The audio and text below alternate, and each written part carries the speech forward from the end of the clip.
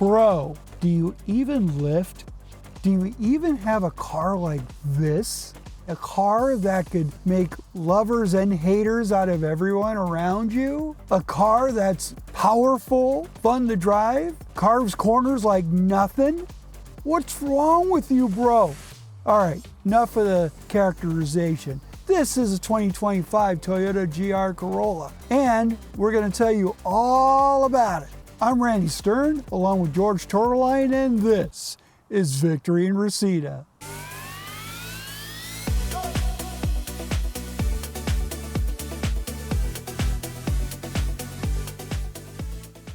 The 2025 Toyota GR Corolla is based on the hatchback version of the popular compact car. The design itself is sharp with a bold front end, utilizing a large mesh lower grille and boomerang LED headlamps. The body flows from there with a series of curved shapes throughout the body, ending with a bubbly rear end. The hatchback's rear doors are a bit smaller than usual, yet the hatch opens high for access to cargo. The GR Corolla adds a specific bumper skin for more frontal cooling into the engine bay. That, along with wheel arch extensions, various vents on the hood and front fenders, rocker panels, a larger hatch-mounted rear spoiler, and a rear diffuser with 3 exhaust ports. The Premium Plus trim adds a carbon fiber roof panel and a set of 18-inch black finished alloy wheels.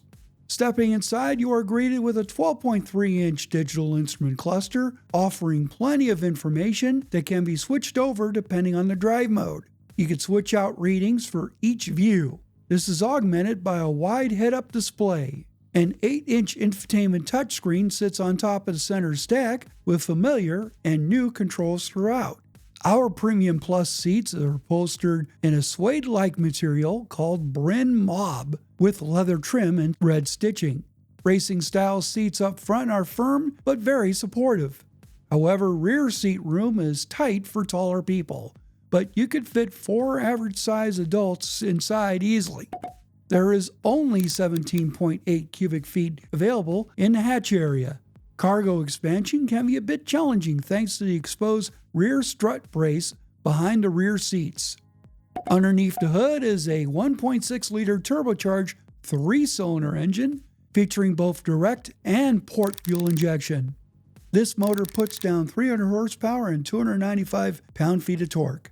An 8-speed automatic transmission sends power to all 4 wheels through our torque vectoring system. We would love to tell you more, but let's join Randy and George on the road in the 2025 Toyota GR Corolla. So Randy, driving the 2025 Toyota GR Corolla. Yes, indeed, bro. Woo! We finally got that, is why we got it. It's a fun vehicle. It certainly found its niche with the car enthusiast community. Yeah, I would agree. It has some very unique features to it that gives it some strengths, but there's also some things that maybe could be improved on. I agree. There's a list on both sides of the ledger. But before we dive into that, let's just remind the people, this is based off of a Corolla hatchback. What Gazoo Racing has done is dropped a more powerful engine underneath the hood. It's got turbo. It's got 1 less cylinder, however, than usual. But you also have a choice of a 6-speed manual transmission, and in our case, the automatic. Right, so for 2025, you get this brand new automatic transmission, which is the 8-speed Gazoo Racing direct automatic transmission with paddle shifters. Oh yeah, should turn up the wick a little bit without even hitting the clutch. But there's some marked differences between the manual and the automatic. Yeah, you do take a slight penalty in fuel economy by 1 to 2 miles per gallon, which isn't a whole lot. Also, there are some enthusiasts who say they rather clutch and row their own gears, which is fine. Although it does fire off the shifts fairly quickly. That's the advantage of the automatic, is that it will deliver shifts without much engagement, but you do have paddle shifters if you really need to hone in those ratios a little bit tighter. Exactly. So especially if you're on the track and you want to get the most out of it, that might be nice for some drivers, or some drivers who just can't drive a stick or don't want to drive a stick. It's nice to have the automatic as an option. But hey, you still have the manual. Both transmission options still makes the same amount of power, and that turbo, boy, that turbo is cranking it up to 26.3 psi. So Wow. lots of pressure on the turbo. Does need 91 octane. But, it's a high performance engine, so that's to be expected. Yeah, there's always a penalty for everything, actually. But what's cool is it's direct injected and port injected, so you're not going to get the clogged up gunk behind the valves, so you don't have to do the walnut blast, and it should stay clean. Also, if you notice in the back, there are 3 exhaust ports. The center one is valved, so you can make it quiet or louder if you'd like. Which explains the exposed muffler. Now, fuel economy, we're getting on average, about 24 or so in combined driving? 24 or so, yep. Now, the best I got with this on highway driving was about 32. Wow. According to the average on the car, but then it went down to about 20. So that's kind of the range that I've observed. The EPA on it is 19 city, 27 highway, and 22 combined. But you can add 1 or 2 more to that for the manual. Honestly, you really don't buy this car for fuel efficiency. You do buy this car to get around sharp corners, to tackle a canyon road, or the stunt at a car meet with all your friends. Hey, watch this. Oh, God. But after you accumulate all that speed, you got some pretty aggressive brakes. You got the 4-piston calipers up front with the 14-inch rotors, which are very healthy. Rear, they've got 2-piston calipers on 11.7-inch rotors. Pretty impressive. It is very impressive in the way it drives. I mean, the grip is fantastic overall. I mean, if you think about the all-wheel drive system called GR4, and you have additional settings right here on the center console, and that takes care of selecting the right mix of balance between the front and rear axles.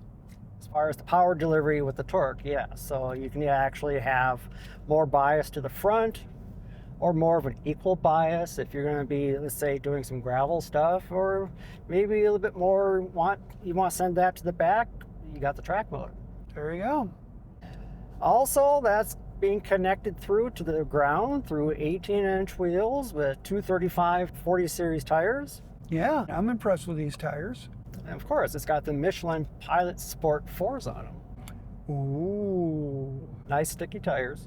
Nice sticky, and some of our favorite tires that are out there. Absolutely. Now, let's talk about the other side of the ledger, shall we? Practicality, not all that great. Now, normally on a Corolla hatchback, you can fold the rear seat backs in a 40-60 split to expand cargo, but there's something that's in the way in the GR Corolla. You got the braces behind the rear seat backs that interrupt your space back there. It's not a great space if you have a mobility device such as a wheelchair or a rollator.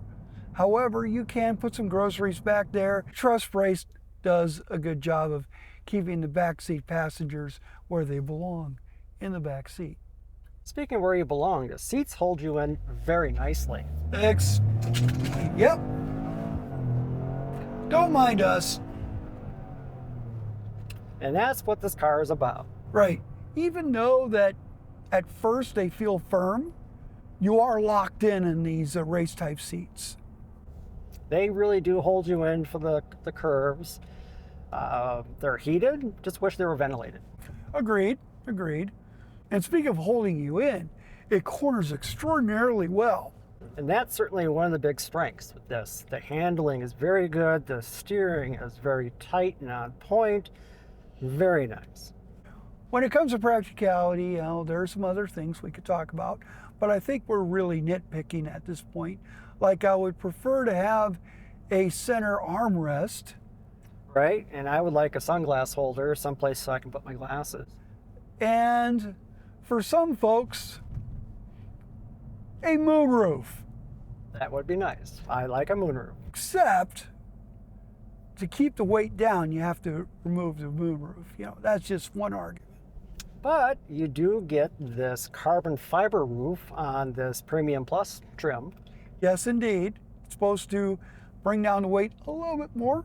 Yeah, especially when it's not up top. That helps with the handling.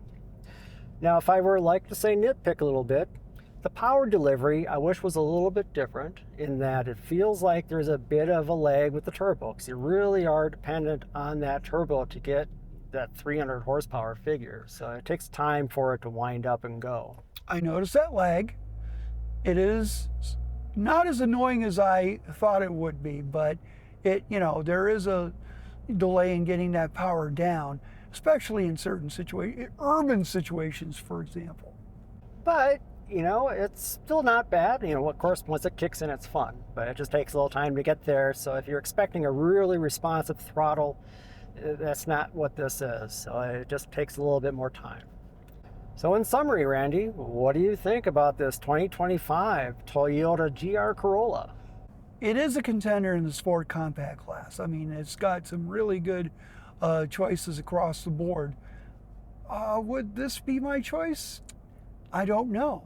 I mean, I'll leave it up to you, dear viewer, to make that choice for yourself. But it's worth considering because it's a different power delivery than you're probably used to in this class. I mean, it's a different dynamic, but do keep in mind, we do bring down the point in terms of the practicality or the lack thereof, but that's also balanced by pretty powerful and pretty good jazzy. In our thermal imaging analysis of heated surfaces in the 2025 Toyota GR Corolla, we find the heating elements for the heated front seats offered good heating coverage across the backs and bottoms of the seats, with additional coverage extending into the shoulder areas. The heated steering wheel only offered some coverage on the left and right sides of the wheel, with none across the top and only some across the bottom areas. Outside, the side mirrors are heated, and the rear window has good heating element coverage with an area of heating emphasis in the center part of the window. The 2025 GR Corolla is available in 3 trim levels with the choice of a 6-speed manual gearbox or the 8-speed automatic transmission. Pricing starts from $39,160. Our Premium Plus test vehicle came with a sticker price of $50,144. So if you like what you watch, don't forget to click like, subscribe, and the notification bell to find out when our next video comes out. And to read all of our great content, log on to victoryandreseda.net. Thanks for watching.